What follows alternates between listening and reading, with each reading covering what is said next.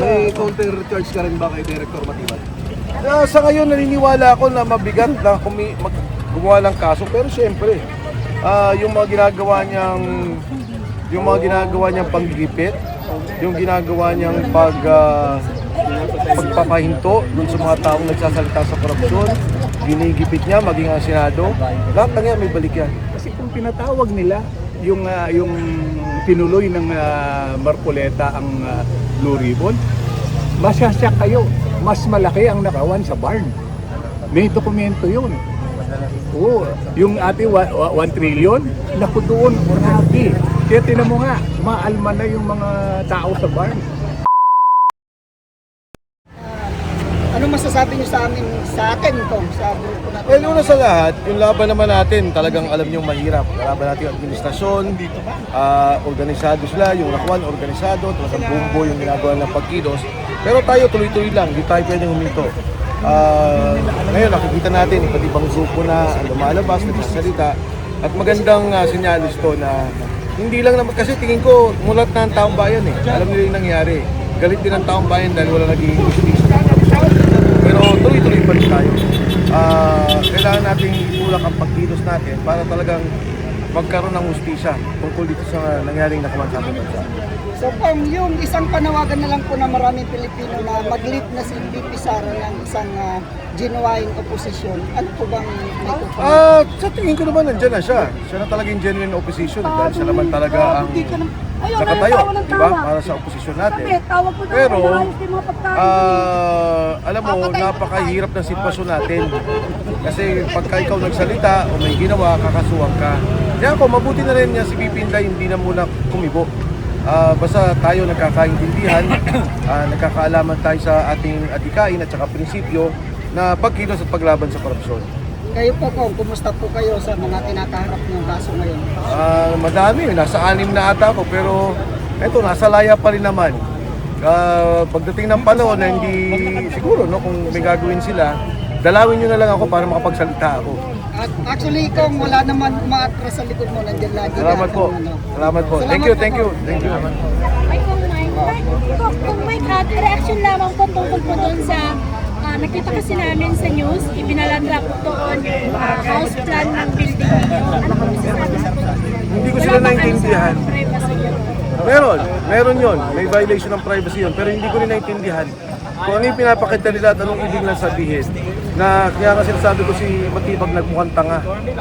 Dahil anong connection yun? Hindi ko maintindihan kung ano yung pinapalabas niya doon sa kanyang ginawang presentasyon. Sir, may counter charge ka rin ba kay Director Matibag?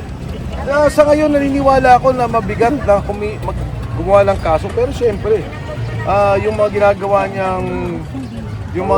niyang panggigipit, yung ginagawa niyang pagpapahinto dun sa mga taong nagsasalita sa korupsyon, ginigipit niya maging ang Senado, lahat ng yan may balik yan. Yung dalawang bishop na nakipag-usap, tapat sila, pero yung mga iba, lalo na yung mga sumausaw pa, talagang ang iba, basta iba yung ano nila proteksyonan si Marcos, panagutin si VP Sara, concentrated lang ang investigation sa pagnanakaw. Wag lang isali yung kanilang puon. Alam niyo ba kung sino yung puon nila? Ang puon nila si Adictos Marcos.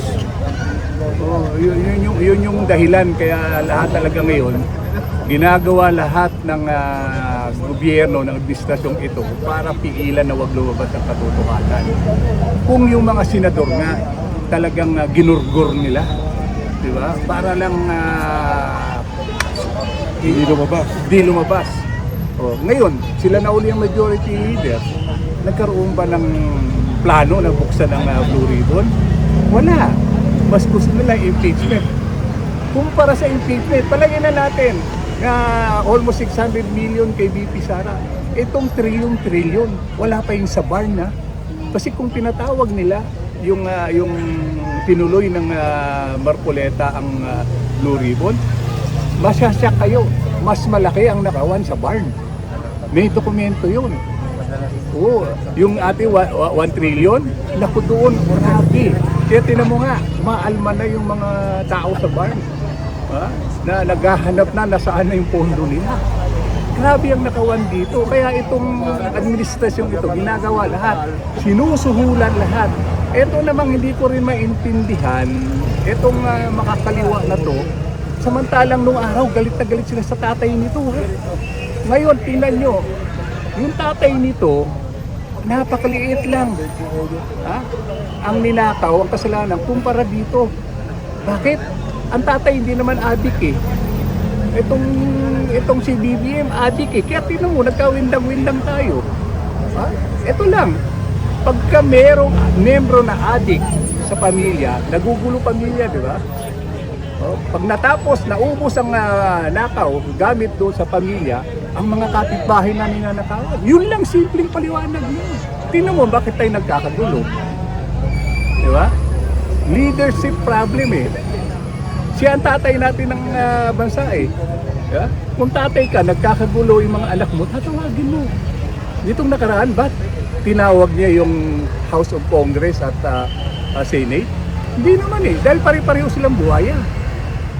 Paano siya maglilinis-linisan doon sa ano eh? Alam din naman niya na magnanakaw din siya. Kaya ano na mangyayari sa atin dito? Hayaan na lang ba natin kung sobrang nakawan? Nasaan yung pagiging Pilipino natin? Diba? Ang Pilipino natin, lahi natin, sila Lapu-Lapu, sila Jose Rizal. Nasaan na ngayon? Lahat na lang ba kung nasuhulan ng mga kaliwa? Tingnan mo nga yung Tulfo Brothers. May video pa kayo noon, nung si Duterte nakaupo. Puring-puri nila si Duterte, yung magkapatid ngayon. O tingnan mo ngayon, di ba? Sampal sa ating Pilipino to eh. Ginagawa nila tayo tanga. Ninanakawan na tayo, ginagawa pa tayo nilang tanga. Yun ang nakakalungkot doon. Tatay Rani, nakita din namin na yung INC nag-withdraw din po ng suporta nila dito sa isinagawa nilang White Ribbon Movement Rally. Supposed to be ngayon ba kasama din po kasi sila? mga intelligence report na hindi namin pwedeng sabihin sa inyo. Siguro gusto nila na magamit din ang kapatiran dahil ang kapatiran, alam mo naman yan, na kaya ng milyon-milyon tao. Tapos hindi sila nakitaan ng katapatan. Yun ang nagiging dahilan. Kaya hanggat may pera na ipanunuhol sa mga kumakampi, congressman man yan, sekretary man yan, senador man yan, para pagtakpan ang pagnanakaw ng administrasyong ito, babagsak at babagsak ang bansa natin. Aywan ko na lang, tayo-tayo na lang ata nakakaintindi na ano. Pati media natin, alam niyo naman, di ba? Ang media, although hindi, ang mga reporter hindi kasama sa binabayaran. Pero sino ang binabayaran ng media? Yung mga boss nila. Kaya pag-report nila, hindi rin lumabas. Kaya eto na, ganito na walang iya itong administrasyong ito. Next week po sir, July 6, sisimula na po yung trial. Babalik pa rin po ba yung yung grupo ninyo doon sa Senate po? Definitely, babalik kami. Pero ina-assist namin kasi meron na naman silang tinatakot na ilang senador para hindi sila makakuha ng 16 vote. Di ba lahat tinatakot? Di ba? Una tinakot ni Jesus Judas Rimulya, yung si Chis Escudero. Pangalawa, itong si Joel Judas Villanueva. Di ba? Tinakot din. Bumaliktad. Kasi, sabi ko nga, sindikato na ang pagpapatakbo ng gobyerno. Ewan ko lang bakit natin pa pinapayagan. Ewan ko sa inyo, hindi nyo maramdam ang paghihirap. Kayo mga nanonood. Kayong, kung may mga kamag-anak man kayo nagtatrabaho sa mga politiko, sila buhay. Pero kayo, hirap kayo, di ba? Lalo na ngayon, pasukan na ng mga bata. Di ba? Nasaan ang pera ng Pilipinas, ang yaman natin, nakatago sa kanila. Hindi umiikot, nakatago lang eh. Last na lang Tatay Rani, napanood nyo naman po kung paano mag-preside si Senator Win Gatchalian sa Senado. Para sa inyo, karapat dapat bang maging Alam mo, Senate President? hanga ako nung araw dyan.